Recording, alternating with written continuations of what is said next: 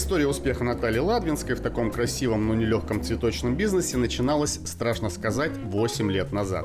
Уйдя с работы и не найдя достойную площадку для приложения своих сил, на семейном совете было решено открыть свое дело. Да как начиналось-то? Я сидела без работы. Вопрос стоял, где мне найти работу. Ну, как-то вот зарплата была такая, конечно, для...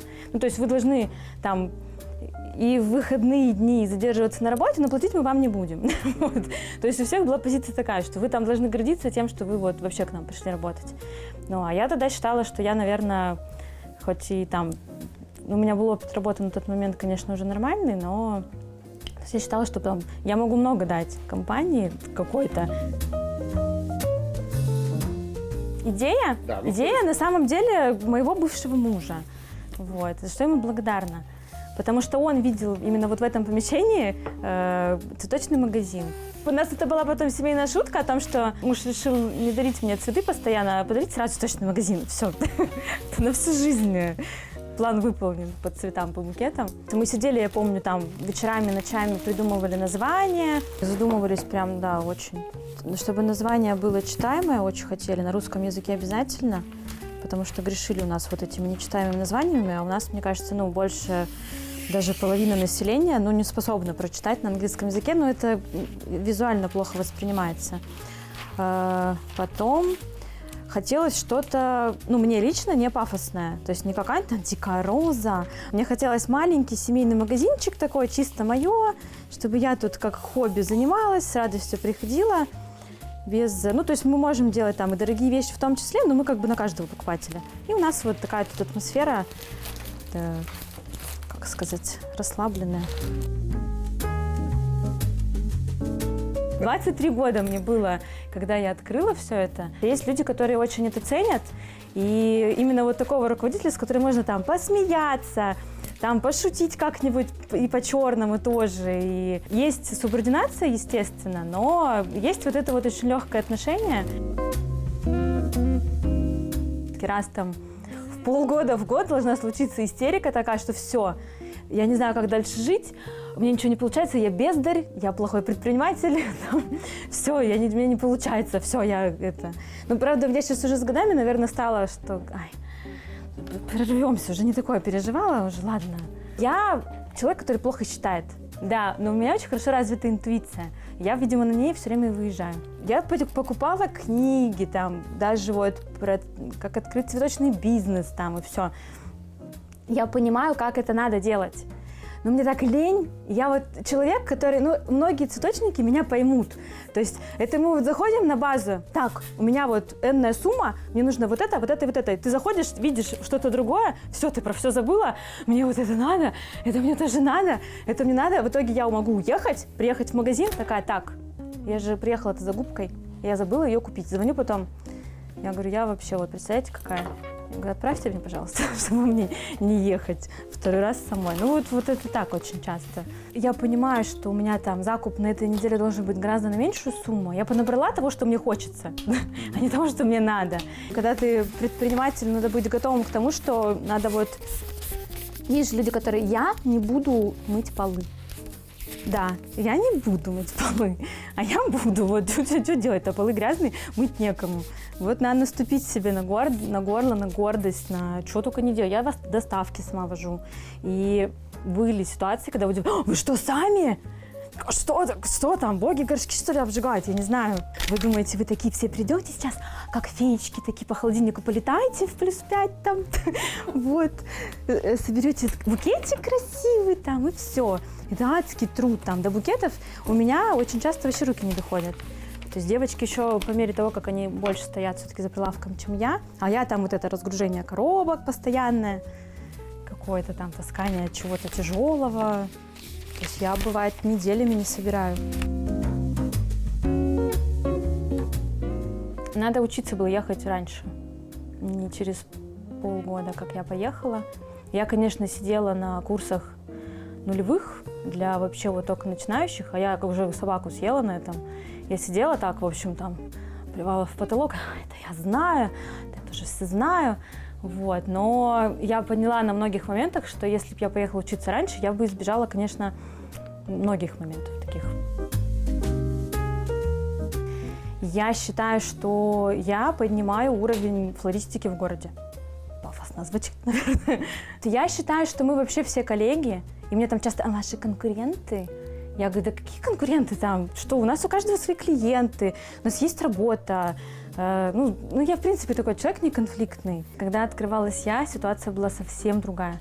И я не знаю, то есть я сейчас вижу, кто открывается, но так периодически какие-то там слухи доходят о том, что там еще тут появился, здесь появился. Раньше я прям переживала, потому что вокруг меня здесь было, наверное, магазинов 8 уже, которые были и ушли. Тут есть такая немножко тема, что некоторые, наверное, не очень хорошо изначально хотят вести бизнес. То есть у них такая позиция, типа, я встану на их потоке, они-то уже давно работают, и типа, они все дураки, а я классный. У них, типа, не получится, а у меня получится. Но они, видимо, не очень понимают, там, что за всем вот этим стоит, и они видят только вот одну сторону. А что там по факту, там, вот эта нижняя часть айсберга, которая... То есть я сейчас, может быть, даже... Там, имея возможность заниматься чем-то другим, но хотя, наверное, я вру, я все равно бы занималась цветами, мне нравится это. Я подумала бы 10 раз вообще, надо или нет. Потому что это при нынешнем курсе, при нынешних ценах, при нынешних условиях, там, и как у нас государство там обязывает, то кассы придумает, то еще там что-то. Вот. А я стараюсь вести бизнес честно, там, без всяких этих теневых, то есть у меня сотрудники оформлены со всеми налогами. И если вести вот так, там, одних выплат вот этих мы там считали в год, налогов, на всяких взносов, там, 200-250, наверное. То есть, это так, приличная сумма. Времени уходит одинаково примерно, что сделать на 10 тысяч букет, что на 1,5. Все равно я, кстати, очень не люблю вот эту тему, когда звонят и начинают рассказывать, для кого, что я должна сейчас там трепетать начать. Я вот это так не люблю вообще. Для меня одинаковые люди, и те, кто за 1000 букет покупает, и те, кто за 10 тысяч. Самая главная мотивация, когда приходят и говорят, так классно, вы такие все замечательные, у вас так очень уютно. Легче всего, конечно, работать с теми, кто доверяет. То есть они приходят и сразу четко уже там, мне букет на ваш вкус, то есть они уже в курсе, что мы делаем, они не относятся к нам как вот к продавцам цветов, там, наверное, времен каких-то, может быть, 90-х. И каждая у нас поставка, это мы открываем коробки, как классно! До сих пор. Мы, смотри, какая красивая! Друг другу в лицо тыкаем, смотри, какая гортензия пришла там. Мы до сих пор реально так принимаем товар. Самое главное – это сарафанное радио, я считаю, все равно. Сколько бы мне ни предлагали рекламы, а я там и по бартеру одно время рекламировалась, и что-то мы на радио, по-моему, заказывали. Но это особо, я не считаю, что прям работает. Но сарафанное радио, да, то есть у меня прямо вот цель. Я должна каждый букет сделать таким, чтобы человек хотел узнать, откуда этот букет, и хотел потом заказать, например, когда, если ему подарили, чтобы он хотел потом заказать там же. К 1 апреля я уже не знала, чем платить зарплаты, чем платить поставщикам, аренду, то есть все. У меня была истерика откровенная, такая тихая, с выпученными глазами. Я сидела и не понимала, как жить-то дальше. У меня там ипотека, ребенок, я ответственность несу перед людьми, мне их же тоже надо как-то. Вот. У меня там встал вопрос о продаже какого-то личного имущества, но я думала, ладно, это надо вот в самый последний момент, наверное, делать. Я не спасу этим вообще, ничего мне не даст. Вот. А я останусь еще и без машины, на которой я много работаю. Надежда у меня вообще никогда не умирает, мне кажется. Я в полной уверенности по жизни, что у меня все будет хорошо. И я не знаю, что... Да, наверное, вот это вот мне и помогает. Я понимаю, что даже если сейчас очень плохо, впоследствии я, наверное, даже пойму, для чего это было. Это был пинок из зоны комфорта, не выход даже. Это просто нас вот взяли всех, малый бизнес, с зоны комфорта. И все, и что хотите, то и делайте. То есть я попаниковала, но потом поняла, что все надо там не спать, не есть и завалить на себя все и точить. Работать. Не так, как я привыкла последние там сколько-то лет. То есть это там могло быть и с 7 утра и до часу ночи, и с ребенком еще под мышкой. Все это. Да, то есть я помню, что сколько мне там, дней 20, наверное, работала без выходных вот сейчас в апреле. И мы остались вдвоем с Мы чуть не сдохли, конечно, вообще. очень многие, кстати, говорят такие, типа, а что тебе дарить цветы там у тебя? Ну как это? Что, я не человек, что ли? Я говорю, очень удобно дарить мне цветы, потому что не надо думать, где купить их. Можно же заказать всегда здесь.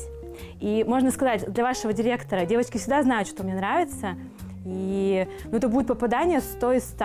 И как бы это же хорошо, вроде бы и денег дал, и цветов подарил, и все при счастье. Я утром перед родами привезла поставку в магазин и пошла ложиться в роддом. А в роддом вот тут. Я помню, что я в окошко смотрела, такая, девочки-то там работают, а я тут сижу безвылазно неделю, мне даже не выйти.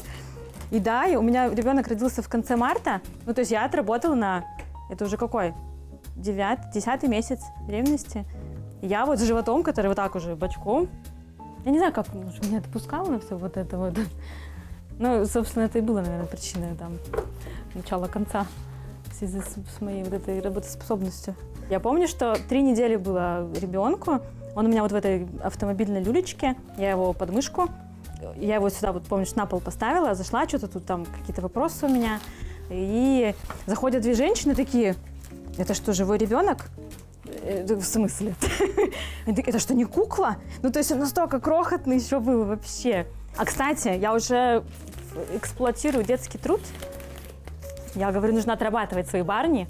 И я уже 2 года заставляю его фоткаться перед 1 сентября с букетами. Потому что нужно сфоткать в маленькой ручке.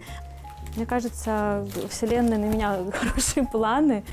И строю прямо, если я буду четко конкретизировать, что я хочу, может быть, для меня что-то гораздо более лучше приготовлено, а я вот себе вот этим рамки поставлю. Да? Какая я мудрая женщина, да? А так и не скажешь, на взгляд.